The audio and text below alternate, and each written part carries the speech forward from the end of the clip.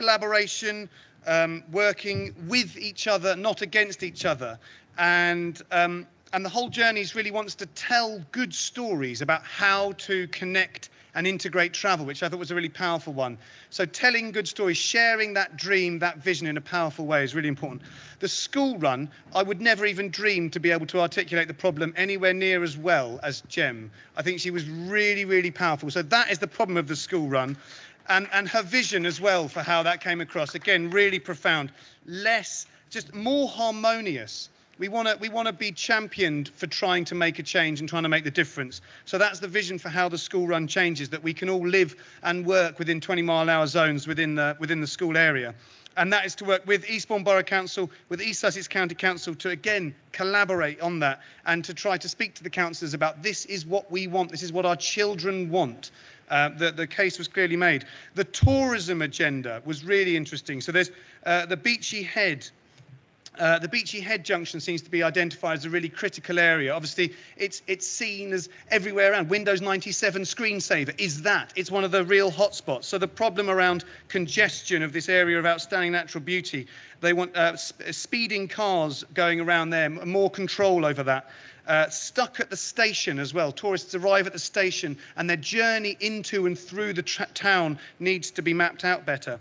And so the vision is, if I can read my own writing, is what do we want to offer the tourists of this town? We want to offer them a connected, sustainable passage through the town, and that includes domestic tourism as well. So why not people from Eastbourne tour around as a visitor? But we want to reduce this high volume, low spend to a higher, lower volume, high spend. Which leads to a very bourgeois place. It's not always a good idea, but it's a valid point nonetheless. How do we just try to increase the spend? In the connected, free bus as well for visitors, so bus service. Connected cycling, there's a lack of collaboration again, and we've touched on this, so more collaboration. There's awful provisions in Eastbourne apparently, which we've touched on. The vision is a garden town, something that Gonzalo touched on in our discussion as well. Something there where you can connect in these cycleways and join and leave and join and leave. And the action is to apply pressure to our councillors or try to collaborate with our councillors. And as everybody in this room is going to do, 27th of November, the transport plan is going to get launched, and we're all going to feed into that. So that is the action from everyone. And lastly, placemaking with human nature. They did a slightly different format where they had personas of a young student artist living in town, a retired captain of industry living just outside visiting the town, and a lady who lives in the town who's very social with a couple of sons who she likes to buzz around. And they had a vision for connecting that whole space together. And that vision, funnily enough, is rather beautifully replicated in their plans for the Phoenix development in Lewes. So the action there is that placemakers need to be held to a higher standard for delivering what we need, which again came up in R1. And watch this space for how that is done, because it's quite exciting. And finally, in R1, which was urban logistics, the problem is that the town is crowded, polluted, etc. The diesel vans stopping, delivering, etc. The vision is to basically block that off, make it pedestrian, cycle, delivery, bus, and there were loads of really powerful actions around cycling ourselves to work and back more. So thank you very much for taking that seriously. We've recorded it, we've noted it, it will be compiled and filtered into this report. So you've started, but that does not let you off the hook from actually commenting on it. Thank you very much for taking part in it. You are the change you want to see in the world. Thank you. Just rearranging the deck chairs up here. We now move on to a panel discussion. How do we connect people and places with an integrated low carbon transport system? The chair is going to be Lord Lucas. We have Joel Mitchell from Stagecoach, Leigh Palmer, who's head of planning. Give us a little wave, Leigh. There we are. Roddy Crockett from Sustrans, Andy Murdoch from Borough, Christina Ewbank from the Eastbourne Chamber of Commerce, and Gonzalo Alvarez from the United Nations Association. And I'll hand over to you and leave you to it. Thank you very much, Jim. What I'm going to do is give the panel 3 minutes each, speaking in the order that you are on the script here. Particularly, I hope you will, as well as addressing the question you've got in front of you, reflect on anything you've heard today that has particularly struck you, and also focus us on what we should be doing next. What should we be doing in this town? What should we be planning to do? What are the opportunities that are actually within our grasp that we can do, and we have a hope of persuading East Sussex to help us do? So perhaps let's start with John Mitchell. Right, thank you very much. I thought long and hard about how best to take this on, because there are millions of things in the bus industry that is, frankly, a very complex problem now, but I've sort of broken it down to 4 key areas. So the first thing I think will help answer that question is a shift in investment priorities, particularly around the world of economics of the bus industry now, because post-COVID, it was on a very much declining trend pre-COVID, and COVID has accelerated a need to reinvent how we do the economics of bus. Fundamentally,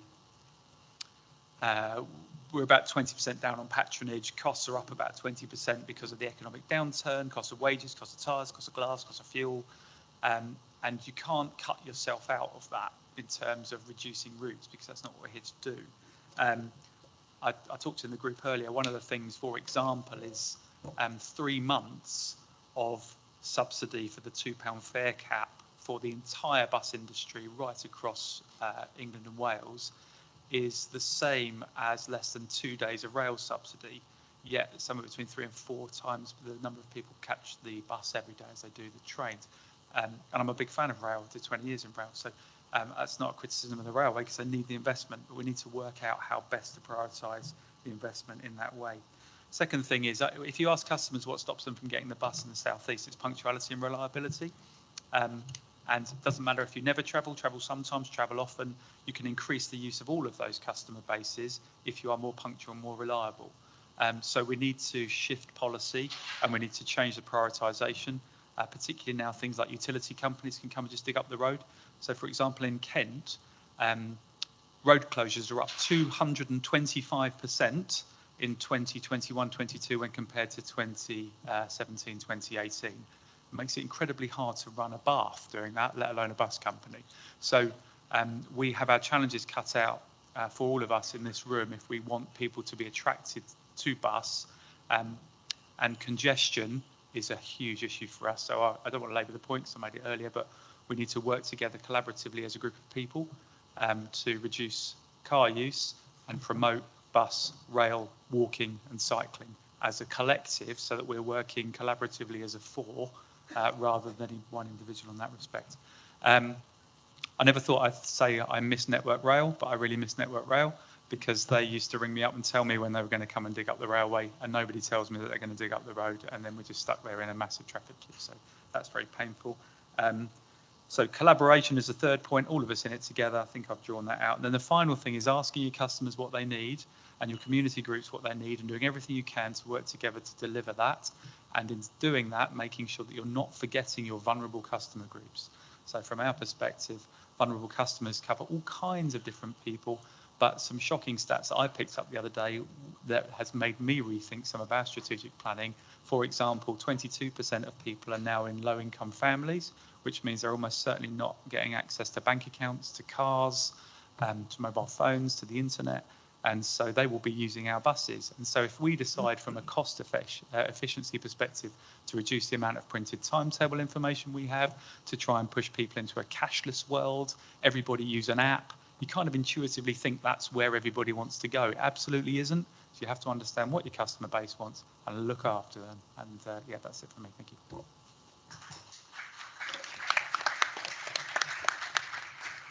you very much, Joel. Leigh, over to you. Thanks for that. I'm head of planning for Eastbourne and Lewes Council, so I'm going to give you a bit of perspective around Eastbourne, if I may. It's been very interesting to sit through the discussions this morning and this afternoon. There's a lot of passion in the room, And the takeaway for me is that I want to move that passion from a campaigning position into one where we don't need to fight the fight. We're pushing on an open door. This issue shouldn't be an issue. It should be taken as read. I don't want to cycle my cycle into Eastbourne Town Centre and worry about it being stolen. That's a big barrier for me to cycle into Eastbourne Town Centre. So I'm surprised that the police aren't in the room today talking around ASB and the threat of bike safety.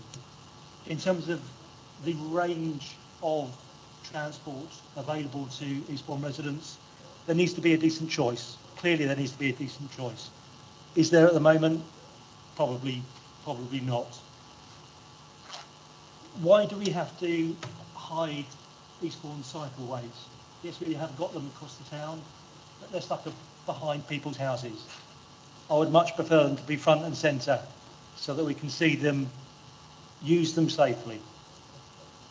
Car dependency. As a community, we Eastbourne residents are very car dependent. We travel to the town centre to do our comparison shopping, perversely supported by a motor vehicle. To me, that seems odd in a town that is essentially flat in topography. So there's no reason that we need to be so dependent on a car for our Eastbourne internal trips. Car parking. We make it really, really easy to drive to the town centre and park. That needs to change.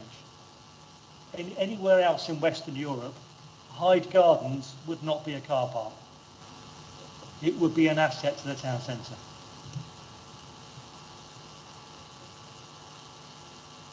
The last thing I was just going to mention around I don't think we need bus timetables. I think we need to get to a position where the next bus is only 10 minutes away. If we can do that with the support of our colleagues and reducing the capacity of the highway, congestion on the highway ensures the arrival of that bus vehicle. But from an Eastbourne perspective, Eastbourne Town Centre perspective, I don't think timetables are a requirement, simply because I think we can get to a position when you're only 10 minutes away from a bus. Thank you.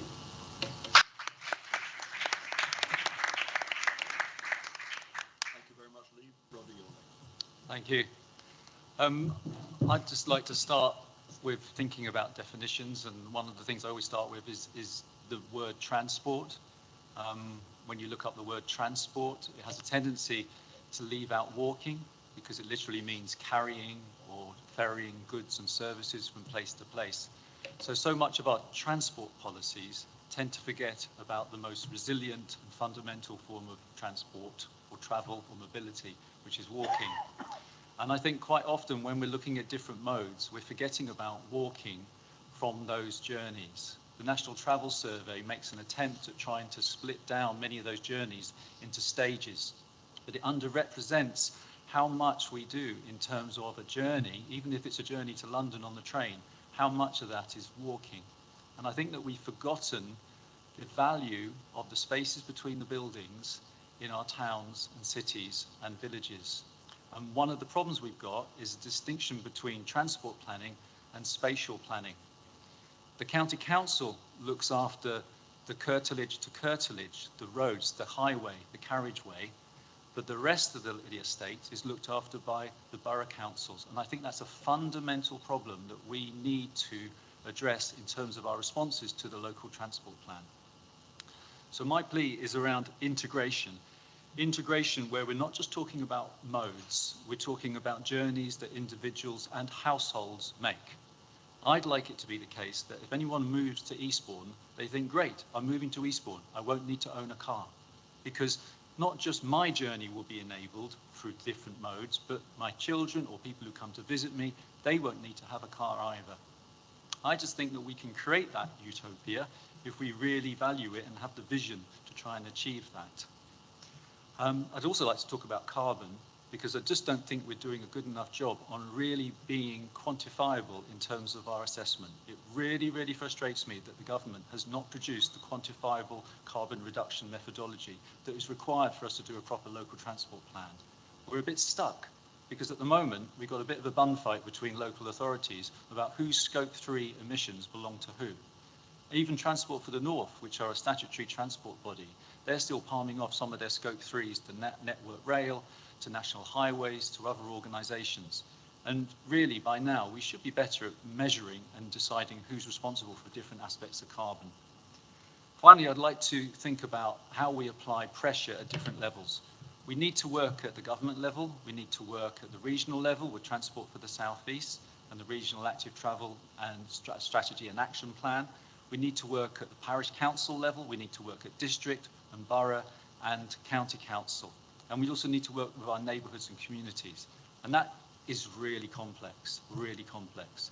But there are certain themes that I think collectively in this room and after today that we need to come together on and say, this is the kind of vision that we want to see for our children and for our towns and cities. I really believe that we should be thinking not in terms of modes, but in terms of people. And I really welcome the idea of using personas, and the Department for Transport in July produced some personas which are slowly getting out to officers and other organisations to use. But I think we should be talking about real people and making real journeys, and then we'll provide real choice for people. Thank you.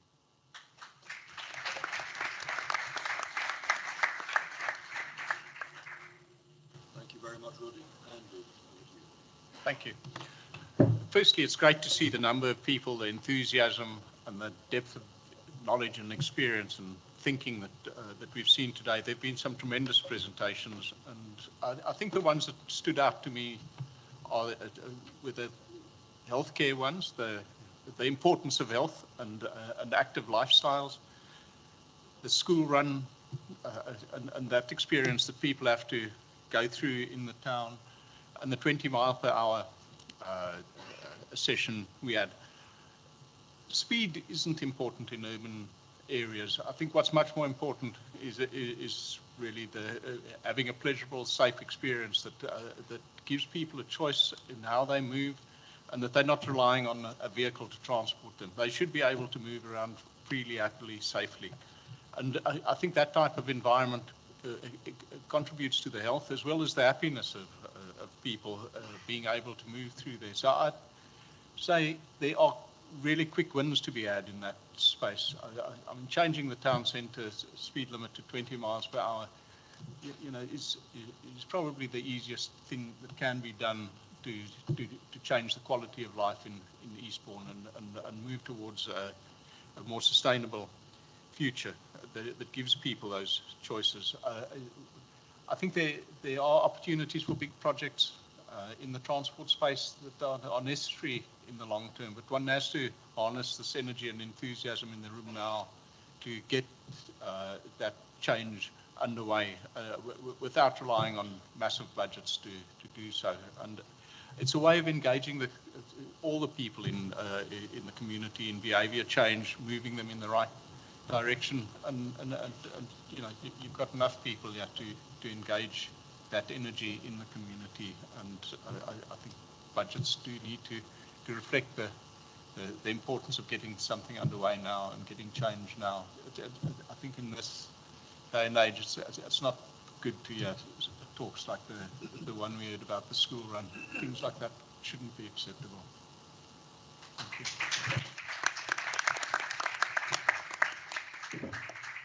Thank you, Andy. Over to you. Thank you. Yeah, I'm sorry that I didn't get the chance to ask Rupert Clubb some questions, so I'm going to ask them now, and hopefully someone will take these to him. Perhaps what I should say is I represent the Alliance of Chambers across East Sussex, as well as Eastbourne Chamber, Chief Exec, and EDL Enterprise Agency, and I'm also a councillor for the local council, the Borough Council. So my two main questions to Rupert would be, first of all, why is Eastbourne in the lowest 5% of safe local authorities for cycling in the country?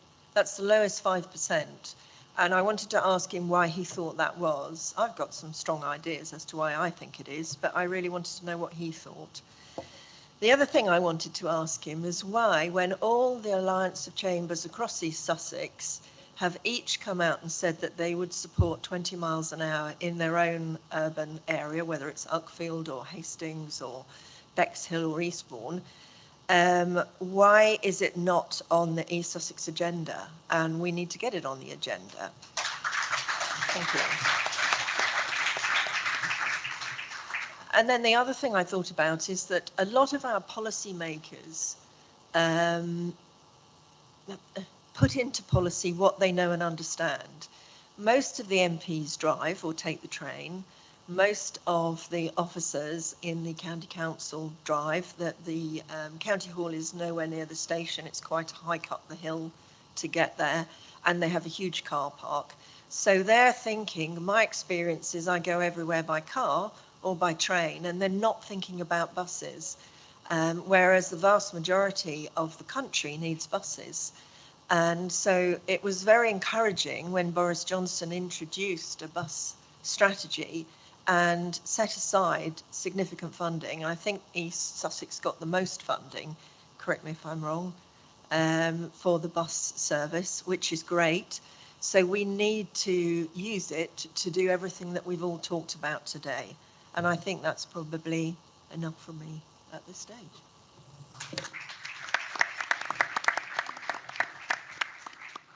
Christina, thank you. Gonzalo.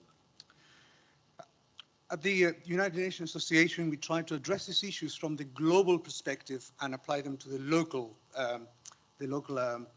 need. Shall we put it that way? And I would like to give the example of the city of Adelaide in South Australia, which has some parallels here.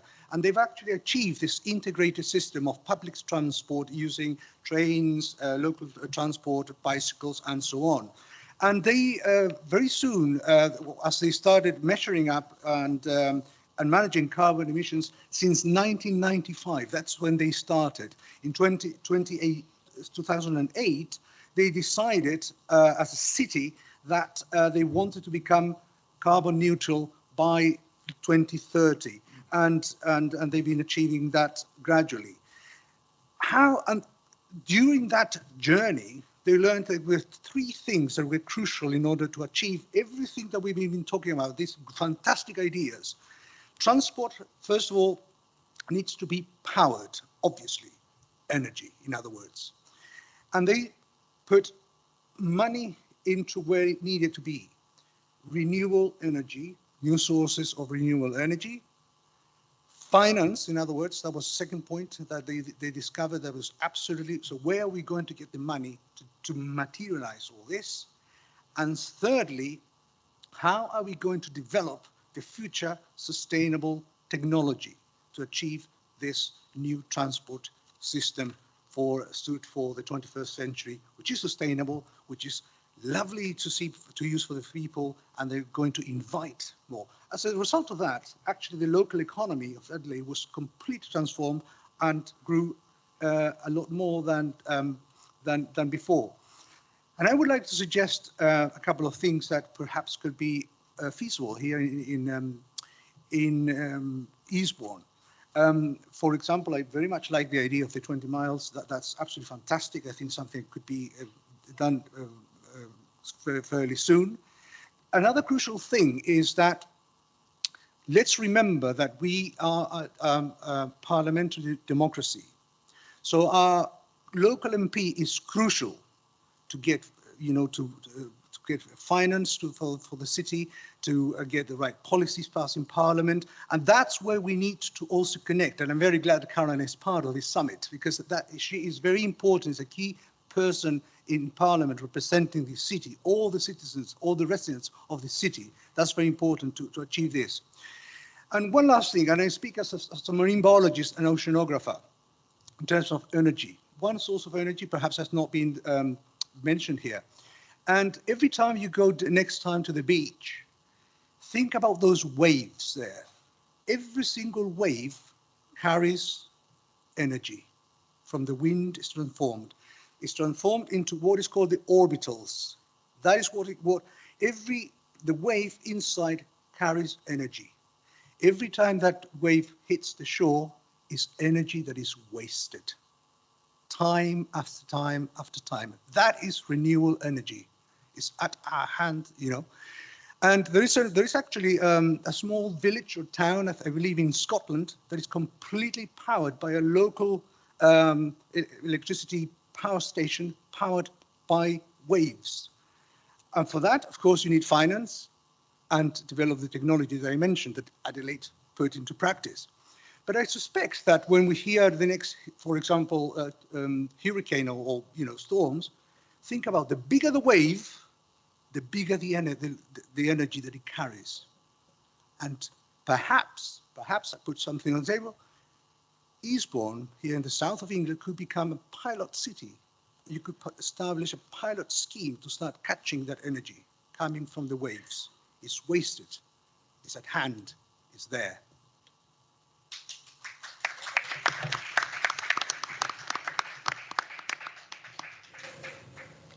So we've got about 20 minutes left, and if any of you would like to ask questions of the panel, that's how I would like to spend that 20 minutes. Who's going to stand up and ask the first one? And shout, please, so we can hear you. Yes, yes. Hello? Oh, yeah, there. Yeah, Wealdon and Eastbourne are indistinguishable when it comes to solving transport problems and being the scenario of those problems. The developments outside of town contribute to the traffic problems in Eastbourne. Whereas we need to integrate transport and land use planning, every developer out of town has to submit a travel plan to the Transport Authority. And I've seen one very recently that simply would not deliver any of the policies that the county expresses in its documents to reduce dependence on the private car. Out in Rattle Road, I looked at that one the other day, there are 3 bus routes quoted as coping with and giving a viable alternative to the car, but one of them runs on Saturdays only. There's only 2 services. The other one on school days only, and the other one is okay for 6 days of the week, but on Sunday there's nothing at all, and on any day there's nothing after 6 p.m. So I don't know who signed off the travel plan at County Hall to get the thing through the planning process, but it's a complete and utter disaster. It's not a travel plan that does anything much for anybody. What can we do to up the standard, up a bit of monitoring of travel plans before they get okayed? Obviously, the monitoring in that case was ineffective because the planning application was granted. So I just wonder what we might do about that to up the quality of the decision making. Thank you. Well, we'll get Rupert Clubb to answer that one, but perhaps Leigh, you would like to kick off. Yeah, thanks. I think it is a Rupert answer, if I'm honest. But the simple thing that we can do is to begin to be more transparent and with the data that we do hold, corporately, professionally, organisationally. We see lots of graphs, lots of information on the screen about data.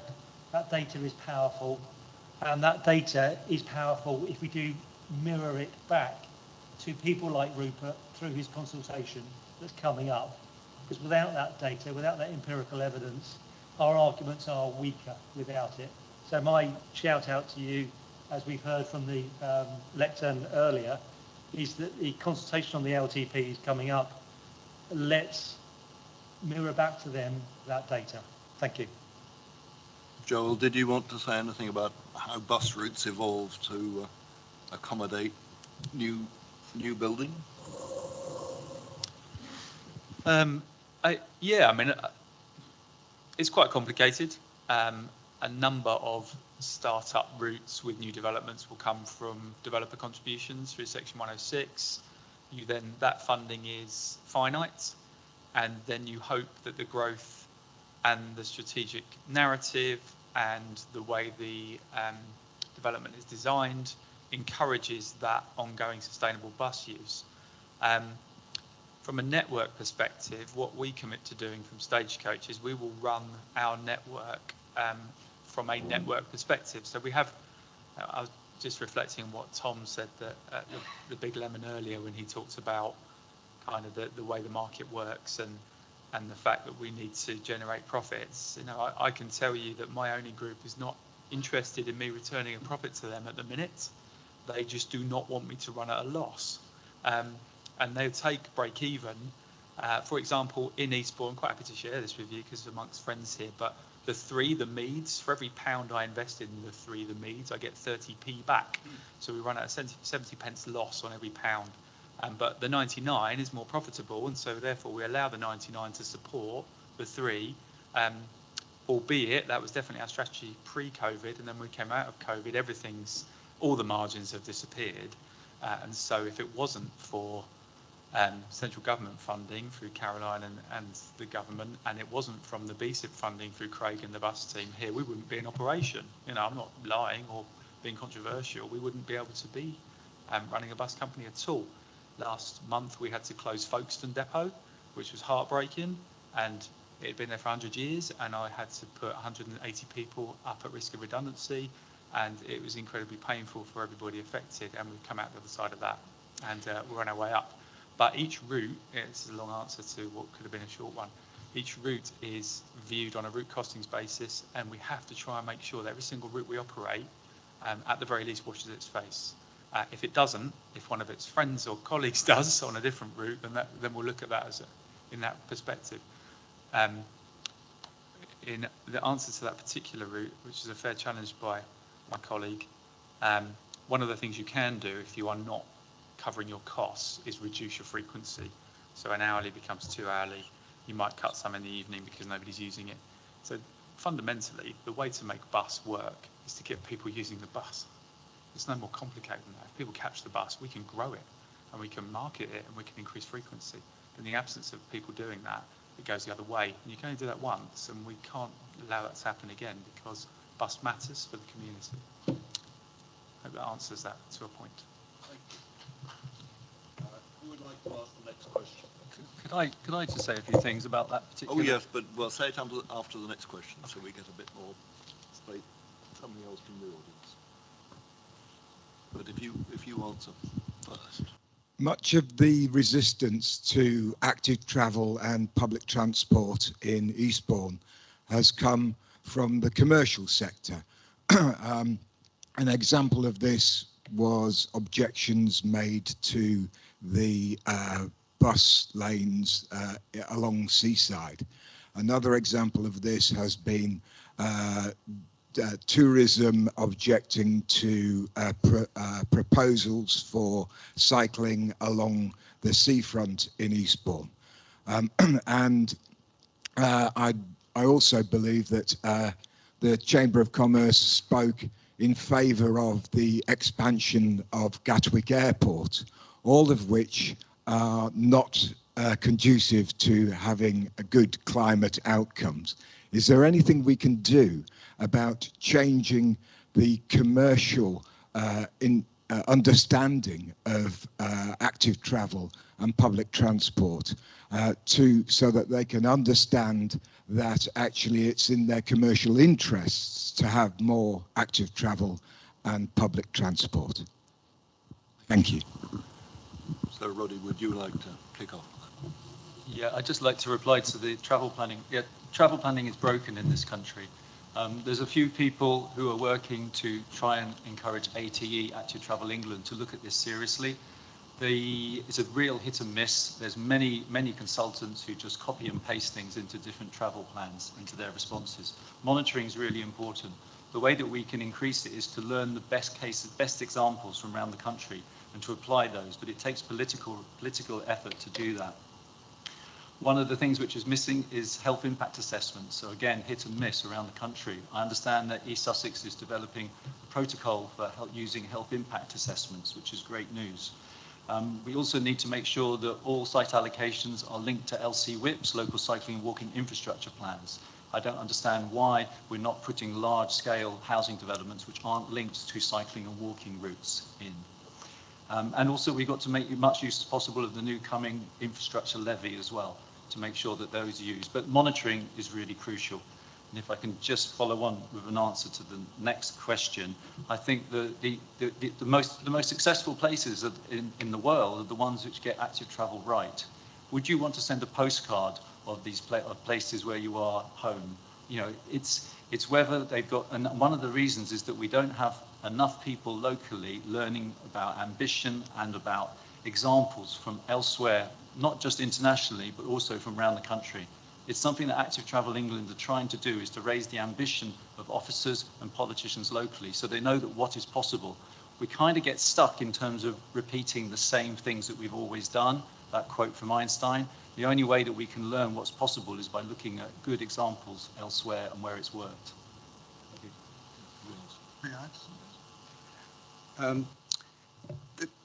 Referring to that last question, there's also a town like Eastbourne here will need a change of mindset, a change in the terms of the culture. Let's think about, for example, an example of Cambridge, where there's a culture, there's a mindset of cycling, and it's not ruling out completely the public transport, but everyone seems to instantly go there, and yes, it's all about cycling, and here the town centre, as far as I can see, it's an ideal place to encourage that type of change in culture, perhaps through the educational system and the local schools, and say, look, these are the benefits, this is what we would like to achieve in the future, on the one hand. But the other one is political, because we also have to understand that the fossil fuel industries receive subsidies, and that incentivizes, obviously, the use of private cars. If we start, putting pressure on the politicians to move away from subsidizing, which come from the taxes that we all pay, then we could start sort of also creating that culture of cycling, more outdoors, and ultimately happiness for the town. Yeah. Okay, Andy. I think one of the other points to make is often active travel or cycle schemes get sold as transport solutions, and they aren't really just transport solutions. And to pick up on a point Roddy made earlier, it's about connecting people and opportunities rather than shuttling them from place to place. But I think most of these schemes should rather be developed as under the banner of improving the public realm and making a better place that's going to attract more people for those businesses. It's not about having a cycle or a lane replace car parking. It's about making the place better and attracting more people. Thank you. Can we have one last question? I've got another question over here. Oh, sorry. Yeah, okay. Mike Ricard, Bespoke. I came here today on my bike. Now, it's not a great deal because I only live half a mile away, and it's very convenient to come on my bike. But my question is this one, which I would address to all of you. Would you care to reflect on the way you have come here today and ask yourselves if you've used the very best possible way, all factors taken into account? I'm not expecting you to vocalize your answers, but you might find it amusing to ask yourselves this. Thank you.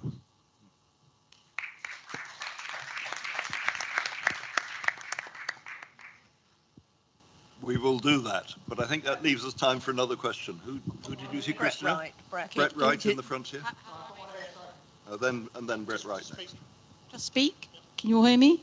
Sorry. Yes, you can. In which way do you think, panel, that providing electric power points for cars all over town will help get us all out of the situation Eastbourne finds itself in? Do you want to kick off on that, Christina? Yeah, I have an electric power point for my car in the office, which is really handy. And it would have been very helpful for Joel coming here today with his electric car if he could have charged up his car. So given that we have a car culture in Eastbourne, then possibly electric vehicles are our least worst option.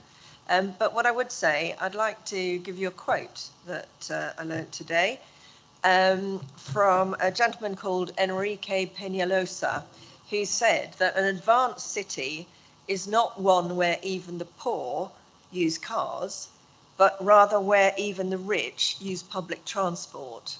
And I think in this room today, there's a real will to improve public transport into our town so that people choose to come into the town by public transport rather than get in their cars and use the buses and make them more commercially viable and more attractive, and then make the town centre more attractive because it's less of a car park.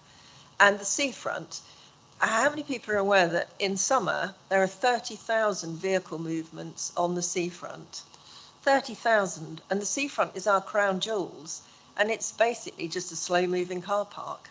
In winter, it's 20,000 vehicle movements a day. I mean, that's just crazy, and we've got to do something about that. Whether it's electric or petrol or diesel is irrelevant. We do have to reduce the number of cars coming into our town centre.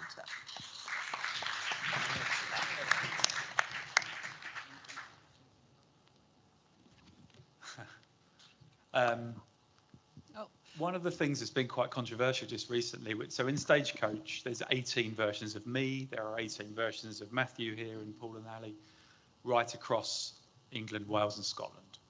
It's a big operator, similar big groups, Go Ahead, Christian's here for Brighton and Hove, Arriva, they've just been sold, First Group, you know the big ones. We are just starting our 5-year plan, and we've done a lot of work on what we've called the customer proposition. And one of the things we looked at was buses for everyone. And we did a lot of research around that becoming our central mandate, buses for everyone. And what we discovered, working with a company called The Foundation, who's a customer-led organisation, all about customer centricity in London, was that the drive to become more environmentally friendly was not strong enough to shift a big swathe of society into leaving their car behind and getting the bus. And that's been really difficult for me to get my head around. But there are pockets in the country where it is, and this is one of them.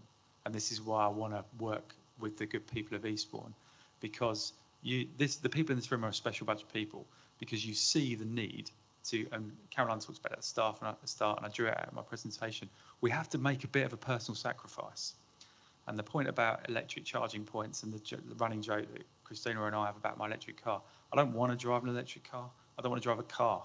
I want to be able to get here nice and easily by walking, by cycling. I'm an avid cyclist. It's a nightmare taking your bike on a bus. It's a nightmare taking your bike on the train during peak times. I should know I wrote the cycle policy for Southern Railway, so I'm sorry about that. So if you want to hate me for buses, hate me even more for the cycle policy on the railway. So we need to make it a more attractive offering, and we can be the trailblazers in this part of the world and in this town, because we can show people what happens when people really do take on that sustainable transport mode. In answer to your question about how do you make Three of the Meads more, well, it comes back to this investment point that we're making.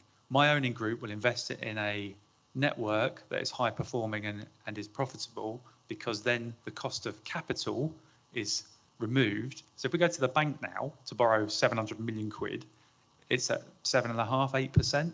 So the cost of capital is huge. So the ROI on the things you're investing your capital in needs to immediately be at about 8% just to break even. That's very difficult. 10 years ago, it was at 4%. So it's much easier to make your business cases stack up. And that's not because we're a commercial operator. If this was franchised, if it was a tender, any of that, the problem is still the same. The money has to come from somewhere, whether it's a private company, whether it's taxpayer funded. So it comes back to your question. How do we make Three of the Meads more attractive? People need to use it. And then it gets into this debate about chicken and egg, which is why we need communities like this to encourage people to get out of their car through any way we can do that's reasonable to help people be motivated to see the good of the future.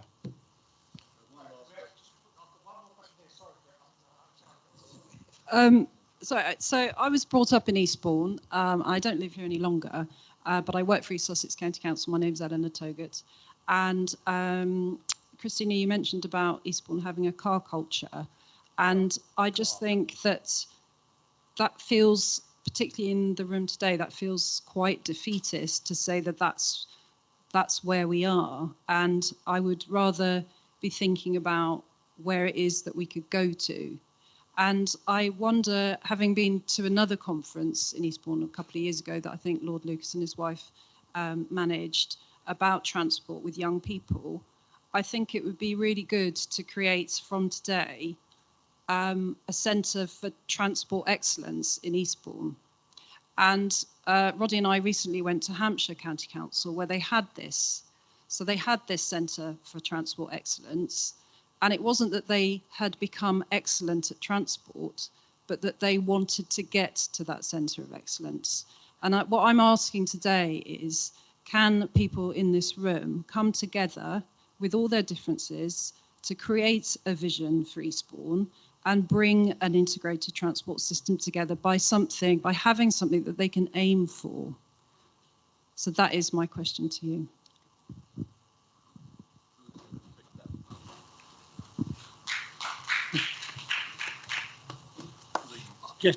Just in response to that, clearly I think everybody in the room would echo that sentiment. I'm personally pleased and encouraged to hear Stagecoach and other companies wishing to explore the art of the possible for Eastbourne. In terms of the question about will the seaside bus priority lane help commercial businesses? Well, we don't know. Will it reduce the congestion on the big Tesco's roundabout? Probably not, we don't know. Are county right to explore that option, the bus priority lane? Well, yes, they are, alongside other initiatives. The bus priority lane is not the only answer. It can only work in collaboration with the bus companies themselves and integration with other solutions. Thank you. I know that this is going to make us overrun a little bit, Rev, but can I just get 2 more questions in, please?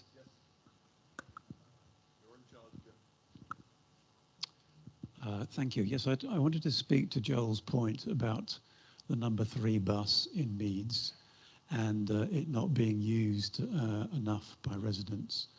So I really wondered how buses like the number 3 are currently publicised and how we can actually improve the publicising of those services so that people do use those buses, so that in a couple of years' time when the money runs out, we can continue with that service rather than Meads and other residents being really disappointed.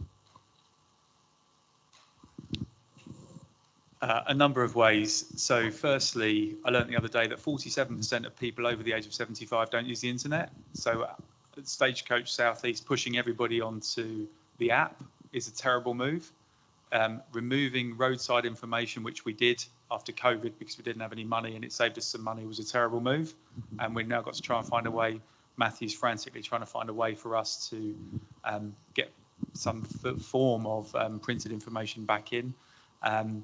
You've heard from Craig about the BSIP and the local team increasing their marketing spend and their marketing competency. We've just fundamentally changed the structure of our marketing because it's very 1970s in the way that we go at it. So you will see over the next 6 to 18 months a fundamental shift in the way that we market. But critically, it's got to come from within. It's got to be part of localism. You know, any big owning group like mine recognises the value of localism in driving anybody into transport. I mean, devolution, whatever you want to call it, the richness of what product you get is about the people that you're serving. So it's our job as a bus company, working with Stephen and his team, Craig and his team, and you in this room, to raise the profile. We've just started to do it at Hythe and Folkestone. We've had a really painful time with them, but it's built us some friendships there. Their leader there, Jim Martin, has really been pushing something called Use It or Lose It, which sounds a bit brutal, but we had lost the bus service there. We were able to reinstate it through some clever financing that Matthew did, but it's only there until the BSIP funding runs out. And the same will apply. I'm not saying that about Free the Meads because it's been here for, what was it said, 103 years? I mean, that was the first bus service, Eastbourne buses. But there you go. Locally, regionally, nationally, we market at those 3 levels and we have to do that better, and we will do. Hello, yeah, I'm Terry Sayers Cooper, councillor for Eastbourne Borough Council, and I'm also the champion for disability. I'm just aware that it's something that hasn't been mentioned very much today. And I just wanted to say, Roddy brought up the fact that transport includes walking, but there are people who aren't able to walk. And I think it's really, really important that we remember that. There's only one vowel difference between the word spatial, which is a word we've used a lot today, and special. And I really genuinely believe that anything to do with disability cannot be special. It has to be integrated into any of this planning that we're talking about. So that's the one thing that I wanted to say. Thank you. Thank you. I've got one more question and then we're going to go to summing up. Thanks a lot. Yes, might be more of a statement as we run out of time, but I was just wondering how you feel we're going to be able to engage to the people who are outside of this room, because you're sort of preaching to the converted in here. Everybody sort of agrees largely with what's been said. 20 is plenty, in my opinion, the evidence suggests that it's clearly obvious that it should be going ahead. Why isn't it going ahead? And people see that it's not going ahead in East Sussex County Council. You've got disjointed schemes like the bus lanes, doing a bit in Seaside, a bit in King's Drive. We've got cycle paths that don't link up. We've got pedestrianisation of Terminus Road that is intersected by two roads. We've got the beginning of the bus service at Terminus Road, which is shared with the pedestrianisation. I'm just wondering how you engage with those people to get them here to realise that being part of a move, a modal shift, actually ends in results. Well, if I attempt to go first on that one, I think this is for the MP to take back to Parliament. I've been in many meetings with the DOT where they've outlined that 10 to 50% modal shift is the maximum you are ever going to achieve. Well, that doesn't seem very aspirational to me. But if the head honchos at the DOT are having that as their benchmark, it's a very low bar in my opinion. I think the invitation for this group is through the MP to take it back to Parliament. Thank you. The question, Jonathan, was how do we get to the people outside this room? And I think the woman from Oxford outlined it on her last slide when she said, first of all, you have to explain to people what you're doing and make it clear and make it easy and accessible for them. Then you have to, oh, it's just disappeared. Then you have to co-produce and give voice to the people.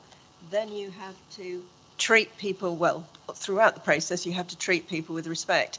And I think there are people in the room who have got concerns about the Seaside bus lane because that process doesn't seem to have happened. And if it did happen, it didn't touch them, because there's lots of businesses and lots of residents who don't think that they've been consulted.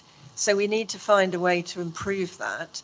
And as a Chamber of Commerce, we're here to do that. We have 675 live email members. They have 10,000 members of staff between them. We coordinate with the Alliance of Chambers, which is 4,000 members and 18,000 members of staff. So we're happy to communicate to them whatever you want us to communicate. And if there's a consultation, we'll help put it out.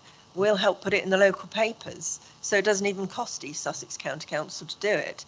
But if they don't tell us and make it clear what the plan is, because it's quite difficult to find online, to find the latest plan and to understand what the direction of travel is.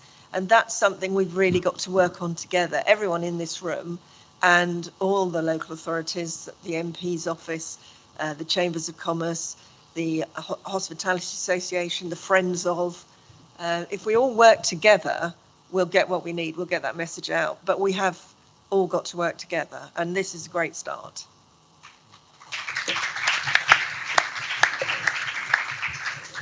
Well, thank you very much to my panel. That's been a very fine ending to a very fine day.